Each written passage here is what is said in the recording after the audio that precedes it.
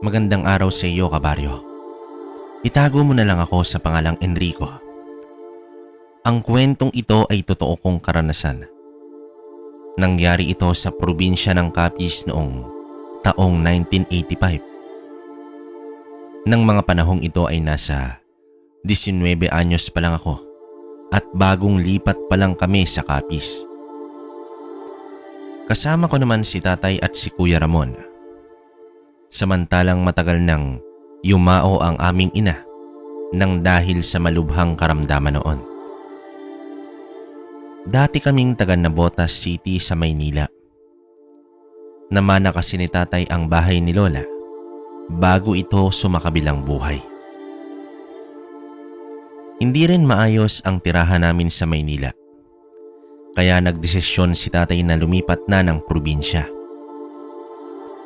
Huminto naman ako sa pag-aaral matapos ang high school. Kaya naman tumutulong na lang ako kay tatay sa pagtitinda noon ng mga kakanin. Nilalako namin ito, kabaryo. Hanggang sa sumapit ang gantong pangyayari. Nagkaroon ng lagnat si tatay kaya naman ako na lang ang mag-isang naglalako ng mga ito. Nakalagay nga pala sa isang malinis na kariton ang aming mga paninda. Samantala noong dumaan ako sa palengke, meron akong namataan na isang matandang lalaking namamalimos roon. Maruming-marumi na ang suot nito at bukod pa ron ay sira-sira na ang damit pang itaas. Mahahalata rin na sobra na itong nagugutom at nanghihina. Sa sobrang pagkahabag ko, nilapitan ko ito at binigyan ng 3 pirasong kakanin at pati na rin ng inumin. Nasilayan ko naman na ngumiti ang matanda at nagpapasalamat sa maikling kataga. Dagdag pa nito ay sobrang bait ko raw. Napangiti na lang ako at ang sabi ko rito ay palagi itong mag-iingat. Dagdag ko pa na kapag umulan ay maghanap ng ligtas na masisilungan para hindi ito magkasakit.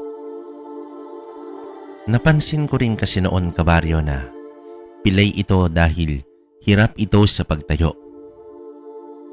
Napatango na lang ang matanda sa naging paalala ko at nagsabi ito na magpatuloy na ako sa paghahanap buhay at sigurado siya na maraming bibili sa akin. Mauubos din daw ang paninda ko ng araw na yon. Nagsabi naman ako sa kanya na sana ay magdilang anghel siya at pagkatapos nito ay nagpatuloy na ako sa paglalako. Pero laking gulat ko dahil dinagsanga ng mga tao sa palengke ang mga paninda kong kakanin. Hindi naman ganito noon dahil umaabot pa ng gabi bago ito maubos. Samantalang sa sandaling yon, matapos ko lang mabigyan ng makakain ang matandang pulube, ay nakaubos na ako ng paninda sa loob lamang ng 1 oras. Palagay ko ay may dalang swerte ang matandang lalaking nakausap ko. Nang uuwi na ako at nang madaanan ang lugar kung saan nakapwesto ang taong ito, nakita ko naman na wala na ito roon. Kumulimlim rin noon ang kalangitan at hindi nagtagal. Matapos umihip ang hangin, bumuhos na ang napakalakas na ulan. Mabuti na lang ay may dala akong payong kaya't ang paa at mga braso ko lang ang nabasa. Sa kabutihang palad ay hindi nabasa ang pera ng dahil sa aking pag-iingat. Kaya naman naiabot ko na ito kay tatay. Ang sabi naman ng nakakatandang kapatid ko na si Kuya Ramon, himala raw dahil naubos ko ang mga paninda. Noon raw kasi ay may natitira pang 10 hanggang 15 peraso. Sa sandaling iyon ay wala nang natira kahit ni isa. Magaling raw pala akong manghikayat ng mga parokyano. Tumawa naman ako at nagsabi na baka tsamba lang ang nangyari. Natawa na lang din ang kuya ko. Inutusan naman ako ni tatay na bumili ng gamot sa butika dahil masama pa rin daw ang kanyang pakiramdam. Dahil dito ay nagdala ko ng payong at lumabas na ng bahay. Medyo nagtataka ako sa panahon na iyon. Dati, takot na takot ako sa tubig ulan. Paano ba naman kasi noong nakatira pa kami sa Marikina ay sinalanta kami ng bagyo. Umapaw ang ilog noon na naging sanhi ng malawakang pagbaha. Nawasak rin ang bahay namin dahil sa lakas ng hangin. Kaya naman lumipat na kami noon sa ibang lugar. Doon nga kami napunta sa Nabotas at nagpatayo ng simpleng tahanan. Ngunit mula noon ay nadala na ako sa tubig ulan.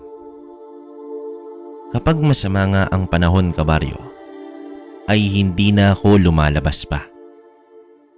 Pero nang sandaling iyon, kung saan ay naglalakad ako para bumili ng gamot, tila nawala ang pobya ko pagdating sa tubig ulan. Sa katunayan nga niyan ay gumagaan ang pakiramdam ko. Parang may kakaibang hatid na saya sa akin ang naririnig kong lagaslas ng ulan na pumapatak sa bubong ng kabahayan, sa dahon ng mga puno at pati na rin sa lupa. Noong nasa butika na ako at aktong papasok na ako, ay nakita ko sa gilid ng tindahan yung matanda na binigyan ko ng kalamay. Titig na titig ito sa tubig ulan na bumabagsak sa lupa. Kaya naman naisipan ko muna na bumili ng gamot bago ito kausapin. Nang matapos bumili, natanong ko kung may pagkain pa ito sa gabing yon. Ang sagot naman nito ay wala na. Sobra naman akong naawa rito. Yung mga mata kasi nito ay may mga taglay na kalungkutan. Kaya naman bumili ako ng tinapay na malapit sa butikang iyon at ibinigay dito. Mabuti na lang rin ay may dala akong tubig. Nagpasalamat ulit sa akin. Kumagat naman agad ito ng tinapay. Manong, saan ba kayo nakatira noon? Nasaan yung pamilya nyo? Magalang kong tanong dito. Wala na akong pamilya, Dong. Nag-iisa lang ako sa buhay. Meron naman akong bahay na natutuluyan. Nandito lang ako para maganap ng isang taong may busilak na puso. Tugon nito habang nakangiti ito sa akin. Nagtaka naman ako sa sinabi niya. Ibig sabihin pala, nagpapanggap lang itong pulube. Maya-maya pa, meron ulit itong inihayag sa akin. Ayon dito, kung gusto ko raw siyang makilala ng lubusan, pumunta ako sa tahanan niya. Binanggit pa niya ang eksaktong lugar kung saan siya nakatira. Medyo alam ko ang lugar na yon dahil napag-uusapan niyo ng mga tao sa aming baryo. May aswang raw roon na nambibiktima ng kahit sino. Hindi ko nga alam kung bakit palaging pinag-uusapan ang lugar na yon. Hindi naman ako naniniwala sa mga ganoong uri ng nilalang. Sa hindi malamang dahilan, parang naging interesado ko sa buhay nito kaya naikayat niya ako na magpunta doon. Agad naman akong nagpaalam sa matanda na uuwi na. Habang naglalakad na ako pauwi at ako lang ang mag-isa sa daan, meron akong naramdaman na tila sumusunod sa aking likuran. Nang lingunin ko, laking gulat ko naman nang may makita ako na isang asong itim. Napakalaki nito na triple kumpara sa pangkaraniwang aso. Nagbabaga pa ang mga mata. Punong-puno ng lagim ang binibitawang titig at buong gigil itong umaangil. Sa sobrang nerbiyos ko nun, ay para nang sasabog ang dibdib ko. Ni hindi ko alam kung ano ang gagawin. Hindi rin ako makakilos.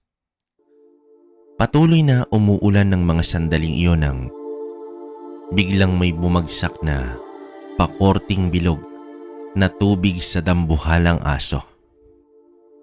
Nang dumampi ito sa katawan nito, kitang-kita ko na umusok ito. Parang napapasok. Sobrang nasaktan kaya nagtatakbo na ito palayo sa akin.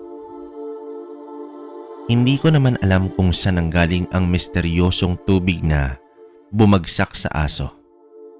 Nang mga sandaling yon, kabaryo, ay may hinala ko na isang uri ito ng aswang.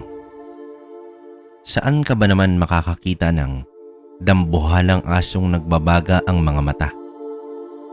Nang makauwi na ako sa amin, nausisa pa ni tatay na kung bakit putlang-putla ako at parang may humabol sa akin na kung ano.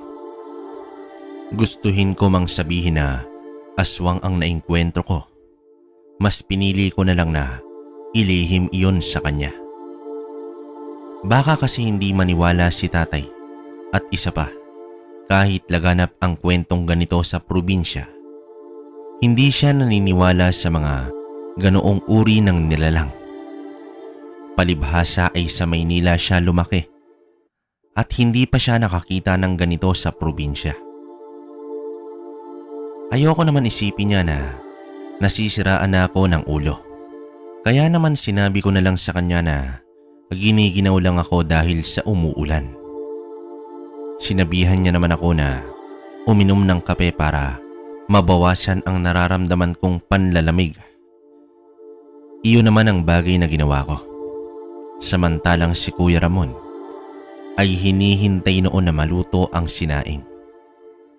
Nakapagluto na rin siya ng ulam at habang naghihintay siya, niyaya niya muna akong maglaro ng baraha. Para makalimutan ko naman ang pangyayaring iyon, dito nakipaglaro na ako. Habang binabalasa niya ang mga baraha, meron siyang bagay na naitanong sa akin. Nakita mo yun ano? Kaya ka natakot ng ganyan? Wika dito ni Kuya Ramon. Ang tanong ko sa kanya ay kung ano ang tinutukoy niya. Ang tugon niya naman ay yung aswang daw. Noong nakaraang gabi raw kasi ay nakita niya rin iyon. Nabigla naman ako sa kanyang sinabi. Natanong ko tuloy kung ano ang ginawa niya. Paano siya nakatakas sa nilalang na iyon? Ang tugon niya ay tumakbo daw siya ng napakabilis. Ako naman ang tinanong niya kung paano ko nakaalpas. Ang sagot ko ay masyadong misteryoso ang nangyari. Sa gitna kasi ng ulan, may nakita ko sa ere na isang bolang tubig na napakalaki. Agaw pansin pa rin iyon kahit na umuulan at nang tumama na ito sa nilalang, nagtatakbo na ito. Ang biro pa sa akin ni Kuya, baka tinulungan ako ng kalikasan kaya nangyari ang kababalaghang yon. Napaisip naman ako sa kanyang sinabi, kabaryo. Makaraan ng kalahating oras, luto na ang kanin. Huminto na kami sa paglalaro ng baraha para kumain na.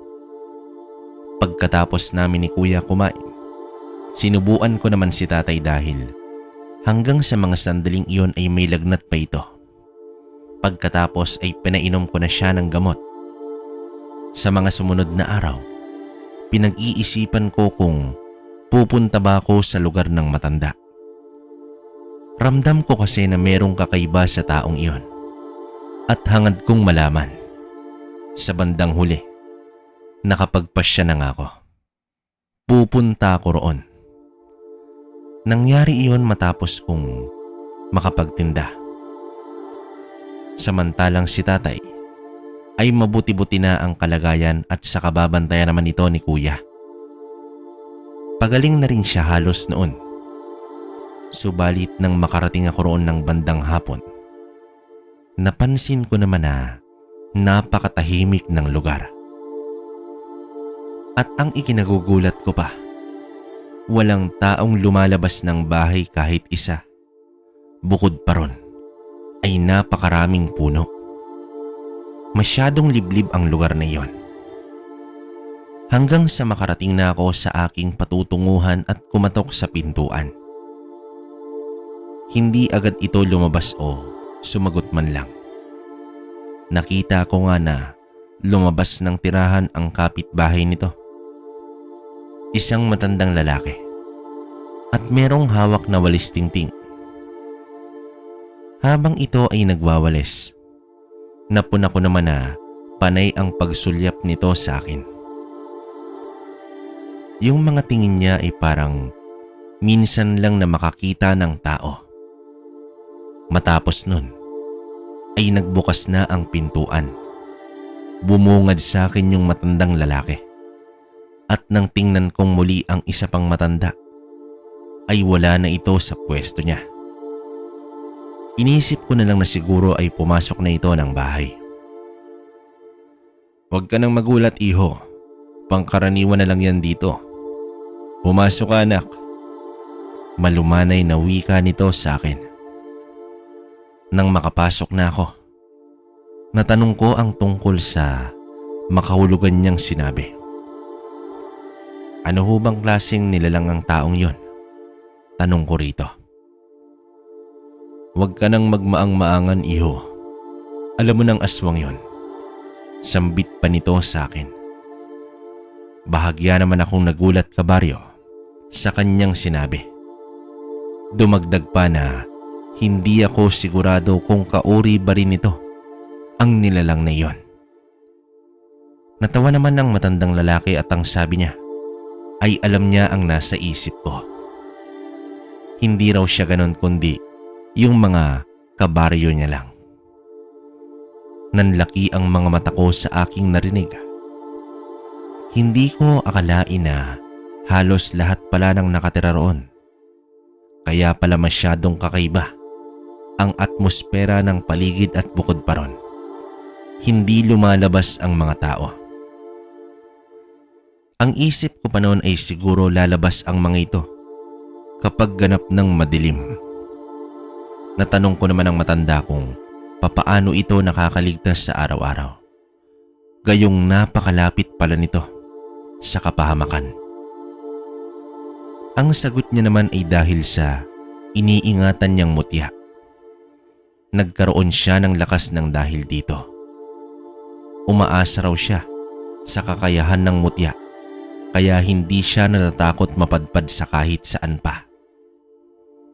Ito rin daw ang dahilan kung bakit ako nakaligtas sa aswang noong nakaraang gabi. Nagtaka naman ako sa inihayag niya at nagtanong kung bakit niya ito nasabi. Nausisa ko kung siya ba ang dahilan ng pagkakaroon ng bolang tubig sa kasagsagan ng ulan na siyang bumagsak sa dambuhalang aso. Napangiti naman ang matanda at sabay sabing oo.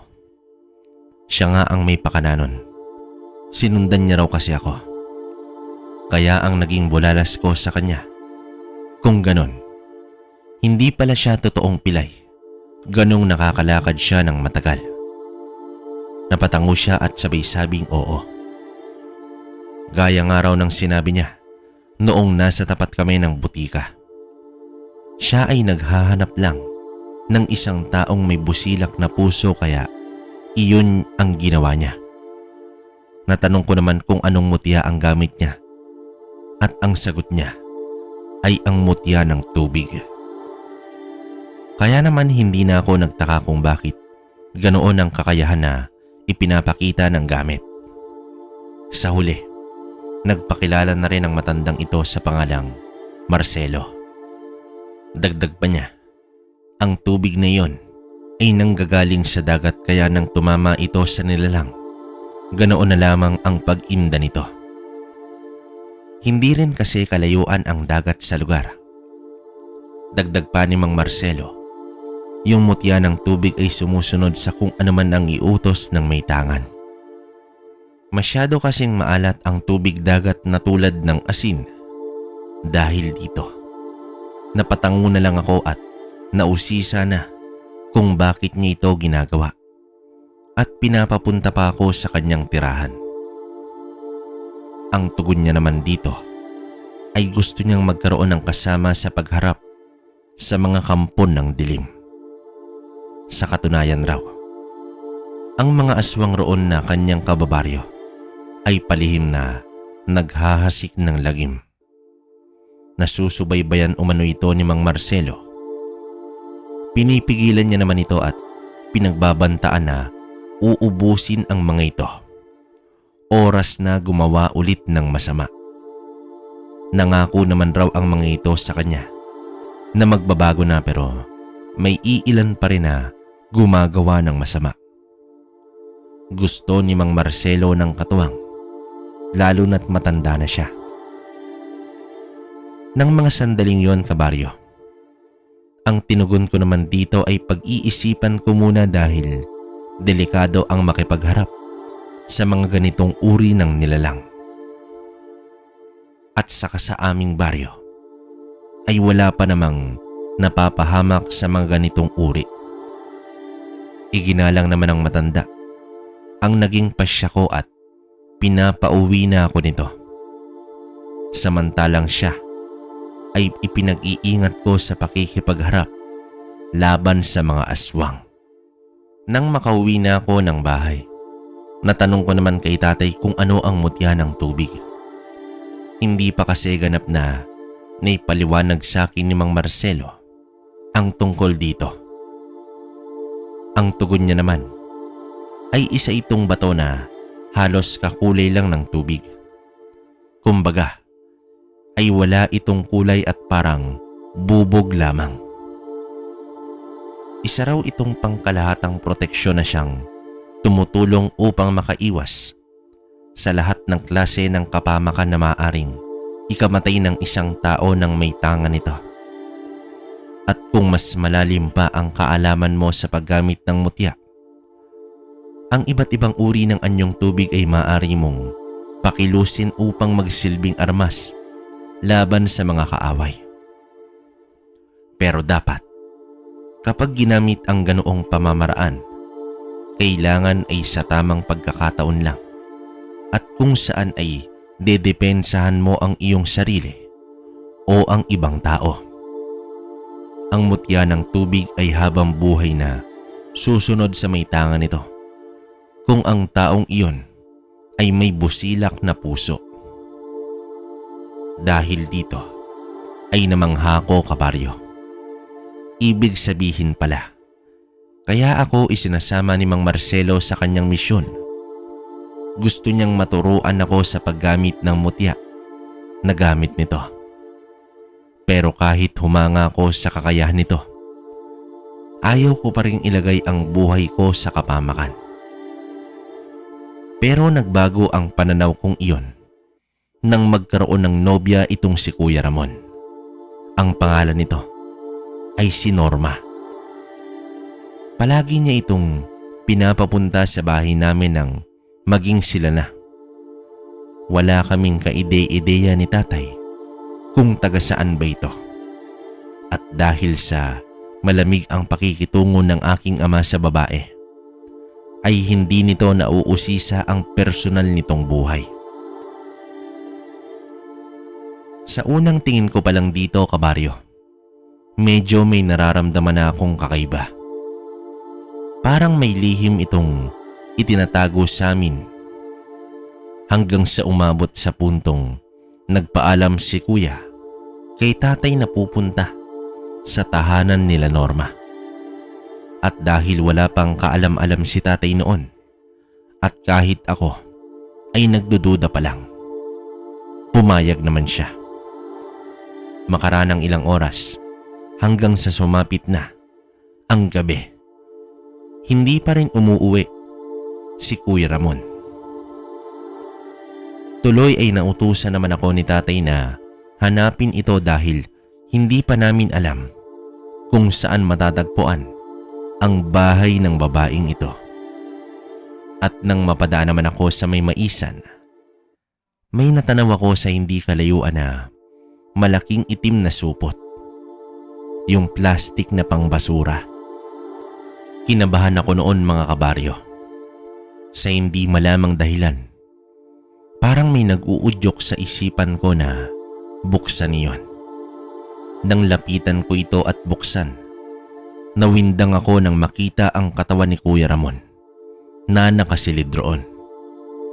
Dilat na dilat ang mga mata. Sobrang putla ng balat at wakwak pa ang leeg nito. Kaya naman meron na akong hinala kung sino ang may gawa nito. Walang iba kundi si Norma, ang nobya ni Kuya. Ito lang kasi ang huli niyang nakasama. Agad ko namang ipinarating kay tatay ang pangyayaring iyon. Naglupasay naman ito at hindi matanggap na nawala na si Kuya Ramon. Kahit ako ay napaiyak ng sobra ng oras na iyon. Malaki kasi ang pangarap naming dalawa sa buhay. Gusto pa naming makapagpatuloy sa pag-aaral para kapag nagkaroon ng magandang trabaho, makakapagpatayo kami ng malaking bahay. Para hindi na kami magtitiis sa maliit na tirahan upang hindi na kami masalanta ng baha kapag mataas na ito.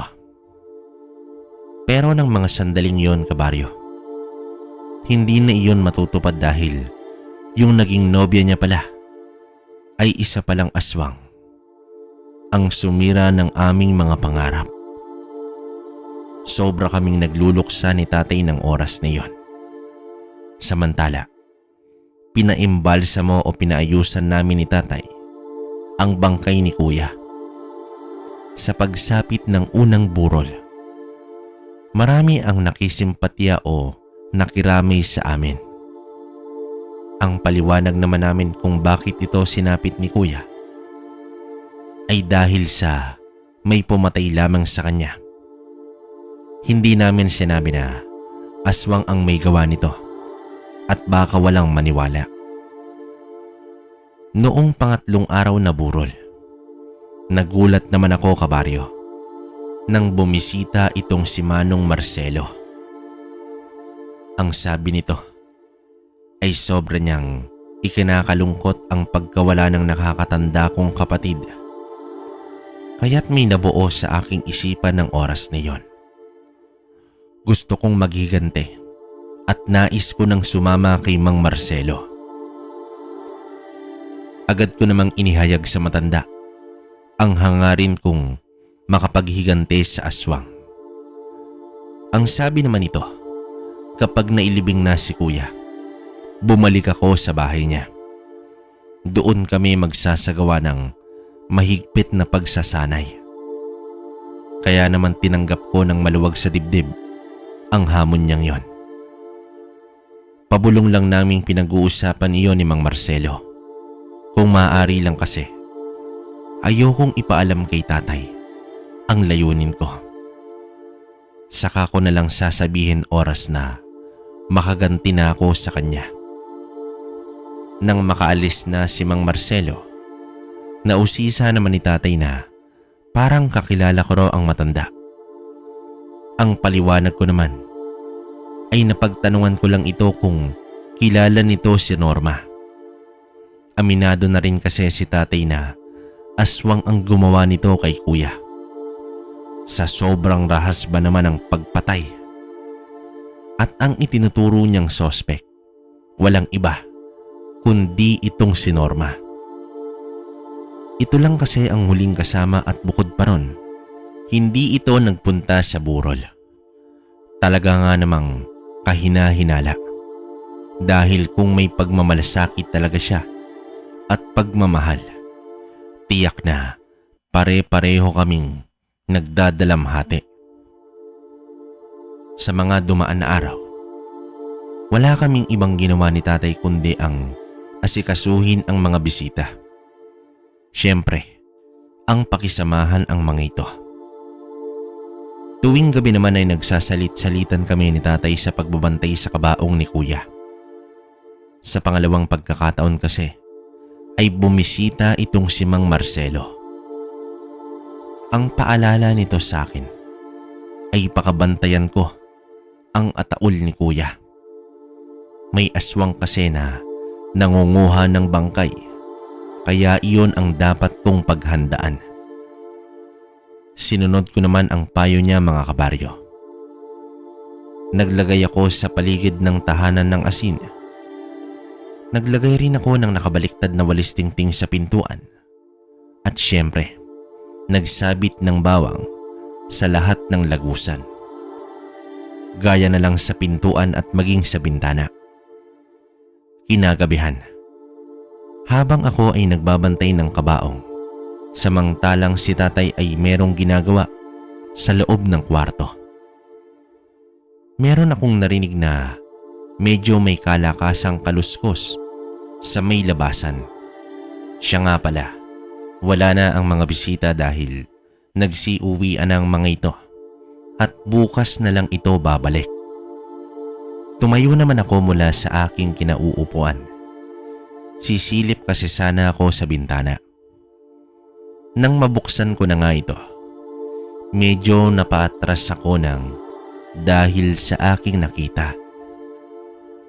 Meron akong namata na isang nilalang na kalbo ang ulo. Nagbabaga ang mga mata. May matatalas na ngipin. May mahabang kuko at may mahabang dilang nakalitaw. Nakadapa lamang ito sa lupa. At sa hindi malamang dahilan, biglang uminit ang ulo ko. Imbis na matakot ay napalitan ito ng galit. Ang ganitong klaseng nilalang kasi ang pumatay kay Kuya Ramon. Mabuti na lang ay hindi napansin ng nilalang ang pagbukas ko ng bintana. Nagpapatuloy lang ito sa pagsinghot sa lupa na parabang merong inaamoy. Dahang-dahang ko namang isinara ang bintana. Dito mabilis kong kinuha ang itak na nakasabit sa dingding at pinuntahan ko si tatay. Sinabi ko sa kanya na siya na muna ang magbantay ng kabaong. Natanong niya kung bakit at napansin niya na tila nag-aalboroto na ako sa galit.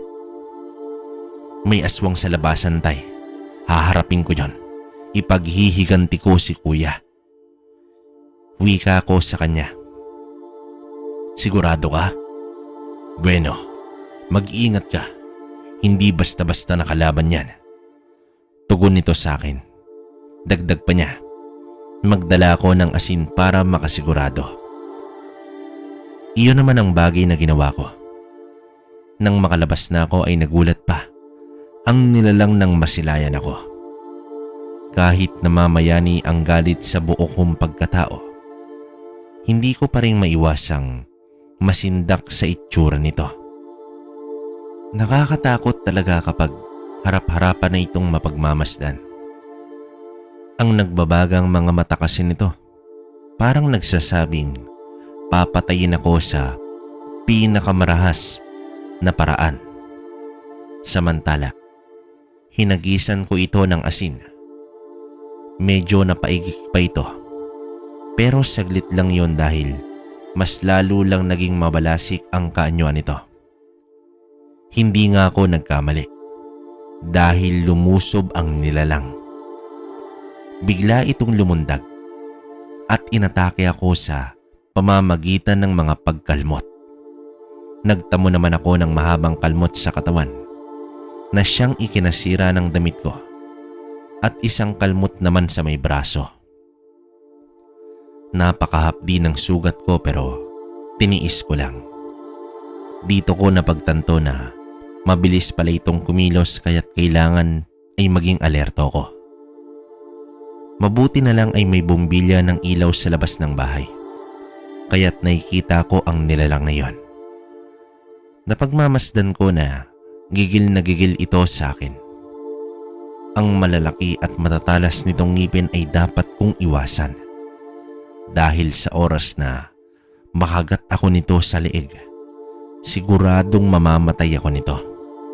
Lalo na't wala pa naman akong kahit anong tangan o mutya sa katawan.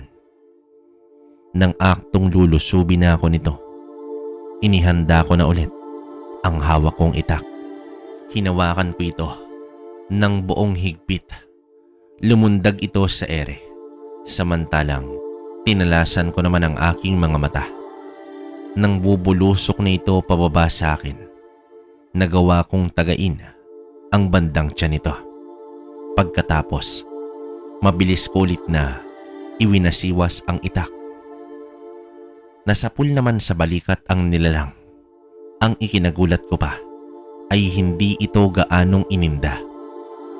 Parang galos lang yata ang natamo nito sa sobrang kunat ng balat. Agad naman itong nakabawi sa akin. Mariin at mabilis itong kumalmot sa braso ko na may hawak-hawak na itak. Dahil dito ay nabitawan ko ang patalim. Tumilapon ito bahagya ng napakalayo.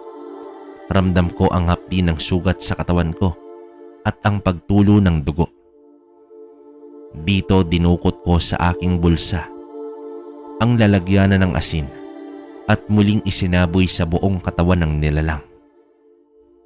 Bagamat medyo nasasaktan, hindi naman ito gaanong ininda. Dahan-dahan itong lumapit sa akin. Naghihintay ng tiyempo para patayin ako. Hindi ko naman alam kung ano ang gagawin ko ng mga oras na iyon, kabaryo. Sinubukan ko itong suntukin nang ganap na siyang makalapit sa akin, pero para lang akong sumusuntok sa isang matatag na puno. Sobrang tigas ng katawan nito. Inihanda na ng aswang ang kanyang kanang kamay. Sa loob-loob ko pa, tiyak na ibabaon na nito ang matatalas na kuko sa dibdib ko. Hindi naman ako pwedeng umalis. Batid ko na kapag ginawa ko yon, tiyak na mapapadali lalo ang buhay ko. Siguradong mabilis nitong itatarak sa dibdib ko ang matutulis nitong mga kuko. Sa sobrang liksiba naman ito, ay ganoon at ganoon talaga ang mangyayari. Maya-maya pa, nakita ko si tatay na lumabas na ng bahay. Mabilis nitong iminato sa akin ang isang bagay. Nasa kanang kamay ko na. Saka ko nalaman na isa pala itong buntot pagi. Kaya't walang ano-ano'y hinataw ko ito sa kaharap kong aswang. Kitang-kita ko na nagkakaroon na ito ng latay sa balat. Ang pagdaing nito ay sobrang lakas na parang nagwawala na. Hindi nagtagal. Ito na ang umatras sa laban naming dalawa.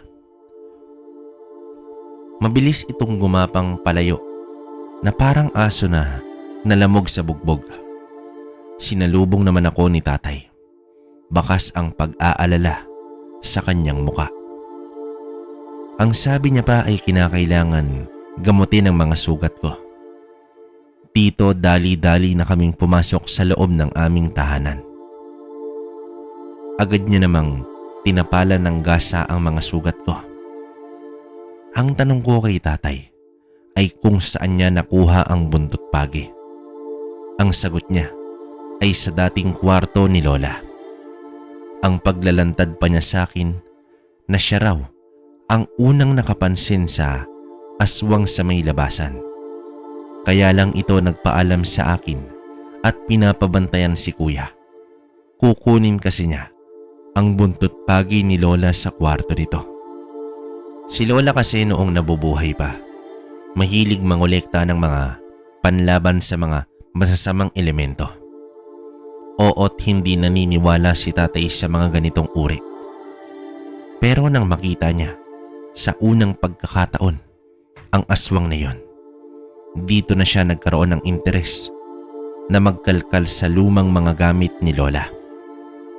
At bukod raw sa buntot pagi, meron pang natuklasan itong si tatay na mutya mula sa lumang gamit ni Lola. Iyon ay walang iba kundi ang mutya ng tubig. May kalakip pa na sulat iyon galing kay Lola.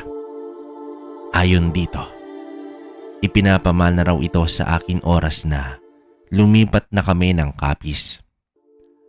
Laganap raw dito sa probinsya ang mga aswang kaya ipinagkakaloob ito sa akin. Marami na kasing nabibiktima ang mga ganitong uri ng aswang at yung iba pa nga ay kukunin pa ang laman loob mo. Dagdag pa ni Lola sa liham, meron siyang pamamaraan upang paganahin ng mutya. Sundin ko lang raw ito. Samantala, ibinigay naman sa akin ni tatay ang mutya at yung tila libreta na pampabuhay dito. Dagdag pa ni tatay, kinakailangan ko raw ito dahil bata pa ako at kailangan kong ipagtanggol ang sarili ko. Binasa ko naman ang sinulat ni Lola tungkol sa pagpapagana ng mutya. Nabasa ko na kailangan pala na ilagay ito sa bote na may tubig at kapag kabilugan ng buwan, ibilad ito sa liwanag nito. Tamang-tama naman dahil nung gabing yon ay kabilugan na ng buwan. Nakahanap naman ako ng maliit na bote at inilagay ko na ang mutya roon. Saka ito ibinilad sa sikat ng buwan ng mga ilang minuto. Ang sabi pa ni tatay sa pagkakaalam niya, yung mutya na yon ay hindi na kailangan ng orasyon dahil mga ganitong uri ng anting-anting ay nanggagaling mismo sa kalikasan. Nang matapos kong ibilad sa sinag ng buwan, kinuha ko na ang mutya ng tubig mula sa bote. Naghanap ako ng malinis na tela at ipinaloob ko ron at ibinulsa. Napagpasyahan ko na kapag umulan, gagawin ko yung gaya ng ginawa ni Mang Marcelo. Yung magkakaroon ng bolang tubig o hindi naman kaya ay magkakaroon ng sandata sa pamamagitan ng tubig. Samantala, lumipas ang 4 na araw ay nailibing na itong si Kuya. Sa hindi malamang dahilan, hindi pa rin ako pumupunta kay Mang Marcelo. Ewan ko ba, pero parang dinidiktahan ako ng mutya na huwag pumunta doon. Pero isang gabi, habang umuulan, napagpasyahan ko na magpunta sa kabilang baryo kung saan matatagpuan ang tahanan ni Mang Marcelo. Kumatok naman ako sa pintuan at nang magbukas ito, nagulat ako nang makita na kasama ni Mang Marcelo itong si Norma, yung aswang na pumatay sa aking kuya. Anong ibig sabihin nito, Mang Marcelo? Bakit nyo kasama ang demonyong yan? Siya yung aswang na pumatay sa kapatid ko. Nagtataka kong tanong sa kanya. Hindi mo pa ba naiintindihan, iho? Apo ko siya. Mga aswang kami. Tugon dito ni Mang Marcelo habang bahagya itong tumatawa. Dagdag pa nito, alam ni Mang Marcelo na ang lola ko ay may tangan na mutya ng tubig. Kaya ginamit lang raw niya upang mapansin ko siya. Gusto kasi nito na mapalapit ang loob ko sa kanya. Gumamit siya ng kaliwang karunungan para makagawa ng bolang tubig upang paganahin lang ako. Hindi pala totoo na may tangan itong mutya ng tubig. Dito ko napagtanto na bukod sa aswang ay isa rin pala itong mangkukulam. Ang nangyari kasi ay nagkasabwatan sila ng apo niya. Ang pagsisiwalat pa ni Mang Marcelo, si Norma pala yung aso na sumunod sa akin. Nagkunwari lang pala ito na tinabla ng mahika ng lolo niya. At kaya pinatay ni Norma si kuya. Naghihiganti lang pala ang dalaga. Ang kwento pa ni Mang Marcelo, napatay raw ni kuya ang alagang sigbi ni Norma noon. Ang katotohanan pala ay wala ni katiting na pagtingin ang babae para sa kapatid ko. ang intensyon nito ay ang maghigante lamang. Nalaman ko rin na sila lang pala na maglolo ang aswang sa lugar niyon. Hindi pala yung mga nakatira roon, dahil mga normal na tao naman pala ang mga ito. Palabas lang pala lahat ni Mang Marcelo. Sa madaling salita, kinukuha lang nito ang loob ko. May dahilan siya. Iyon ay para makuha ang mutya, dahil alam nito na sa akin ipapamana, at higit sa lahat ay ang mapatay ako upang gawing pagkain. Ito rin palang si Marcelo yung nakalaban ko noong nakaraan. Dito tuluyang nagdilim ang paningin ko sa dalawa sa mga nalaman ko. Kinuha ko ang mutya at inilagay ko sa palad ko. Kinuyom ko ang mga palad at bumulong na sana ay gumana ito. Tandang-tanda ko ang sulat na iniwan ni Lola na ang mutya ay hindi na kailangan pa ng kung anong orasyon. Pinapatotoo rin ito ni tatay. Ang kailangan lang ay kausapin ko ito. Yung dalawa naman ay nagsimulang magbagong anyo na, at sa isang iglap lang ay naging mga itsurang halimaw ang dalawa. Dito mabilis na lumusob itong si Mang Marcelo sa akin. Mabilis akong nakalmot at nakagat sa braso ko, maging sa balikat. Pero nagbitaw ako ng solidong suntok sa mukha nito. Kaya naman tumilapon ito at bumangga ng malakas sa dingding ng tahanan.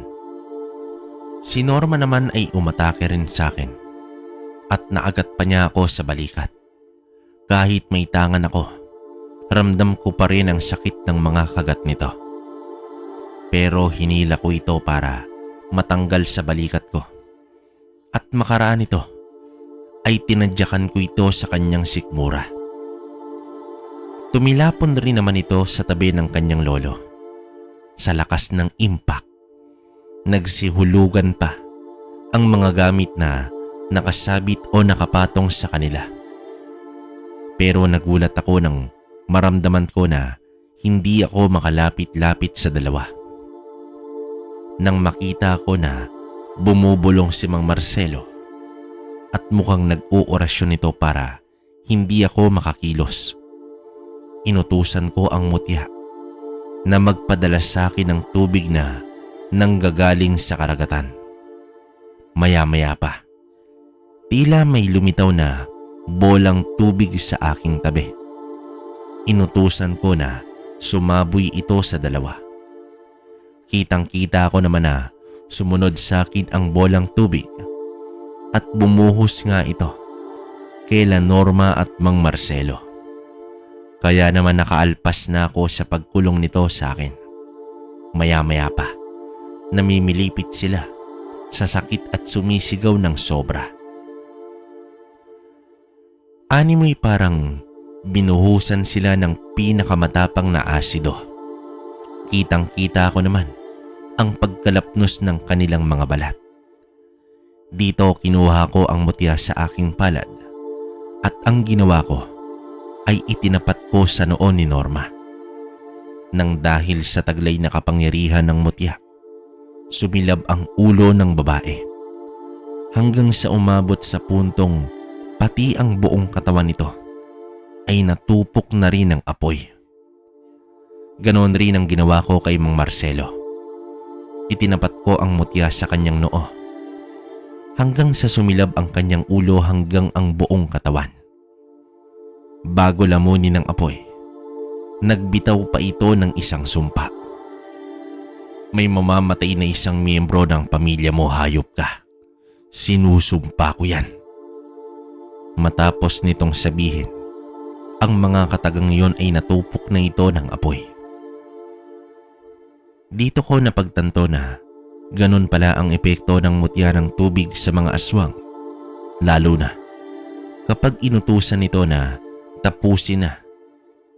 Hindi ko na inintindi pa ang huling sinabi ni Mang Marcelo. Total, patay na silang dalawa. Ang nakapagtataka pa, hindi kumalat ang apoy sa bahay sapagkat sila lang ang nasunog na dalawa. Agad ko namang ibinalita kay tatay iyon. Tila sobrang tuwa ng tatay ko. Lumundag pa ito dahil sa wakas ay nagkaroon na ng hustisya ang pagkamatay ni Kuya Ramon. Pero maya-maya pa, nahinto siya sa pagsaya at napasapo pa ito sa kanyang dibdib. Nang tanungin ko naman kung anong nangyayari, ang sabi niya, nahihirapan daw siyang huminga. Hanggang sa agaran siyang lumagapak sa lupa. Nang hipuin ko siya sa kanyang pulso, nagulantang ako ng mapagtantong wala na itong buhay. Sinubukan kong idampi sa kanya ang mutya, pero hindi na talaga siya nagising pa. Ang ginawa ko dito, kabaryo, dinala ko siya sa ospital pero ang doktor na ang nagsabing huli na ang lahat. Inatake pala si tatay sa puso. Kaya naman napaluha na lang ako at lubusang ikinalungkot ang nangyari kay tatay. Nang mga sandaling yon, kabaryo, parang hindi kakayanin ng dibdib ko na namatay na ang aking ama, samantalang kamamatay pa lang ng kapatid ko. Dito ko napagtanto na ulilang lubos na ako. Wala na si nanay, wala na si kuya at wala na rin si tatay. Hindi ko alam kung bakit tumalab ang sumpa ni Mang Marcelo. Siguro ay dahil sa nagbalabis rin ako sa paggamit ng mutya. Dahil dalawa ang napatay ko kaya ganoon ang naging kabayaran. Sobra talaga ako noong nagluluksa sa nangyari sa aking buhay. Samantala, nagkaroon naman ng maayos na burol at libing itong si tatay. Marami nga lang nalungkot para sa akin dahil sunod-sunod raw ang pagkawala ng mga mahal ko sa buhay. Ngayon na may sariling pamilya na rin ako, hindi ko na ginamit pa ang mutya, kabaryo. Nakakatakot kasi na baka magkaroon ng kapalit kapag nagmalabis ako at nakapatay pa ng kahit aswang. Total ay wala ring aswang sa lugar dahil ang totoo, yung maglolo lang pala na yon ang totoong mga halimaw. Nagsilbing aral na rin sa akin ang karanasan kong iyon na wag agad pairalin ang awa. Piliin ang karapat-dapat na tulungan. Baka mamaya, ang taong kinakaawaan mo at siyang tinutulungan ay siya ring tutuklaw sa'yo sa bandang huli. Hanggang dito na lang ang kwento ko, mga kabaryo. At more power sa channel mo, Sir Ray. Muli, ako to si Enrico ng Capiz. Salamat. Okay, so yun. Tapos na yung kwento natin ngayong araw. Maraming salamat sa umabot sa puntong to, no? Yun nga, nakakalungkot. Saka hindi maganda yung naging ending natin, no? Alam nyo ba, kabaryo, na kausap ko tong si Enrico siguro mga 1 month ago na, no? And then yun nga, sabi niya, kabaryo, ba gusto mo sa'yo na tong mutya? Sabi ko naman kasi malayo kasi to nasa Visayas to ngayon si Enrico. Sabi ko, hindi na kasi sa kanya pinamana yun Ang plano niya kasi nangyari to 1985. Tama ba? Oo, 1985. Mga ganun daw 85 to 86 yan. Sabi niya, hindi niya raw alam kasi kung yun pala, may anak to, si Enrico, 3, 2 lalaki. Tapos yung dalawa raw nakapagtapos na ng kolehiyo. Kumbaga, hindi rin daw kasi parang sang-ayon yung mga anak niya sa ganung kwento niya, no? Although alam naman na ganun yung, kasi nakwento niya naman yung background niya sa pamilya niya, sa asawa niya.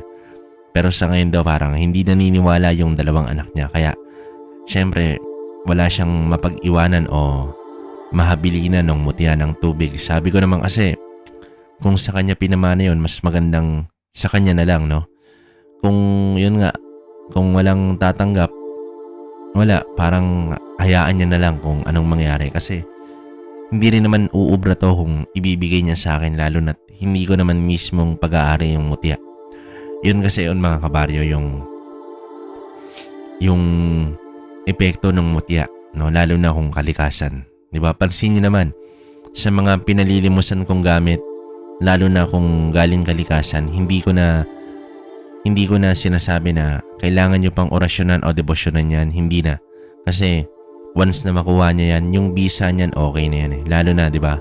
Yun nga pala, sa mga nagtatanong kung anong page natin, meron tayong Kwentong Baryo Official doon. Doon nagpapalimos tayo ng gamit. More on kalikasan yun sa akin doon. Mount Banahaw, no? Yung pinsan ko yan. Siyang madalas talagang nagtutungo ron sa Banahaw. And then yun nga. Salsagan, yan. Alam naman natin na kalikasan. Salsagan Alog, Bato Omo, Bato Ara, yung mga yan. Sinukuan Makabuhay. Ano pa ba? Marami, meron pa akong Buhok ng Tikbalang yon. Ginawa ko na lang kasing previous yun. Tapos Dignum, kahoy ng Dignum, Siete Virtudes, yan. Meron din tayo yan. Meron ako ng Tinik ng Buntot Pagi. Meron akong Buntot Pagi pero limitado lang mga kabaryo. Saka maliit lang yon, galing sa pinsan ko rin. Yung tinik, yun yung ginagamit ko as parang dala ko lagi sa bag ko. Ano yun? Siguro 1 inch and a half yung haba. Tinik yun, galing sa Buntot Pagi. Tapos meron pa tayong ano pa ba? Marami pa eh. Hindi ko na kasi nababanggit lahat, lalo na busy ako. Sa mga gusto lang ako makausap, pwede nyo akong direkta i-PM sa page sa Facebook. Kwentong Baryo Official, yan. Same lang naman yon sa Kwentong Baryo, no? Yun. Balik tayo dun sa komento ko sa kwento. Hindi rin niya na-distinguish kung anong uri daw ng aswang to kasi matagal na siyang nakikinig sa atin. Yun nga. Napapakinggan niya may iba't ibang uri pala ng aswang, di ba? May gabunan, awok, amalanhigan, abwak, ano pa ba? Harimodon, yung mga ganyan. Hindi niya raw alam kung anong uri ito. Kasi nga, parang nung panahon niya raw kasi, pag sinabing aswang parang manananggal, tik-tik. Yun na raw yun. Hindi niya alam na may ganun. So yun, saka yun nga, hindi niya makalimutan yun, yung nangyaring yun. Saka medyo moderno na rin noon, 1985 daw eh. Pero nung sa part na nasa Bisaya sila, hindi niya lang din binigay yung eksakto kasi hanggang ngayon, malapit sila doon. Talagang liblib daw. Pero hanggang ngayon daw, alam niya na may umiiral pa lalo na yung mga barang sa kulam. Yan. Kasi, yun nga, yung mga nakaraan, di ba yung kwento natin, more on kulam and barang. Kasi yun yung inaayos ko kasi yun eh. Pag nakausap ko na yung nagpadala ng stories, kagaya na ito ni Rico, 1 week before ko i-ere, inarate. Sasabihin ko na boss, inanarate ko na, okay na ba sa'yo? Ganyan. May gusto mo pa bang ipatuloy? Ganun. Kasi syempre humingi rin ako ng permiso. Yun. Kaya medyo nandidelay yung upload natin kasi minsan busy, minsan alam niyo na medyo may edad na yung mga sender natin. Yun. So yun. Wala akong masabi, yun lang nakakalungkot. Talagang uli lang lubos tong si Enrico. Sabi ko nga sa kanya, buti hindi siya bumitaw kasi isipin mo naman, utol mo sa ka-airpot mo, magkasunod na halos wala pang buwan eh, araw lang ang pagitan.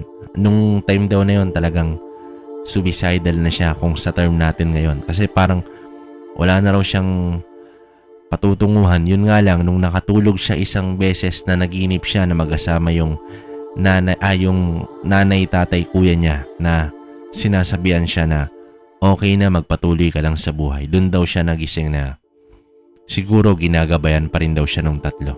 Ayun, sa ngayon, okay naman yung pamilya niya. Talagang pinaranas niya yung ayaw niyang maranasan yung naranasan niya noong bata. Yun, so Sa ngayon okay siya kasama yung asawa niya rin. Nakikinig din sa atin yun. Shoutout kay Boss Enrico, no? Hindi niya naman tunay na pangalan niyan pero yun yung sabi niya, Enrico na lang. So yun, salamat boss. Ito na yung kwento mo ngayon. So yun, hanggang dito na lang muna mga kabaryo. Yung shoutout ko siguro next upload na natin. Bawi na lang ako sa inyo. Medyo busy pa tayo talaga. Tapos yan, sa mga hindi pa nakapag-subscribe, no? Pintin lang ang subscribe button. Tapos i-like nyo na rin tong video kung napulutan nyo ng aral o kung nagustuhan nyo, di ba? Diyan kasi ako bumabase kung talagang okay ba sa inyo yung mga kwento. Yun, so yun. Tapos yun nga, kung gusto nyo ng may mga tanong kayo, medyo may kaalaman naman ako, pwede ko ngayong payuhan, Kwentong Baryo Official yan. Mahanap nyo po agad yan. Andun yung mga gamit natin. Check nyo na lang. Yung iba hindi ko napopost, pero pwede nyo akong i-PM. Marami tayong gamit doon. So yun. Paano? Hanggang dito na lang muna. Hanggang sa susunod na kwento. Salamat.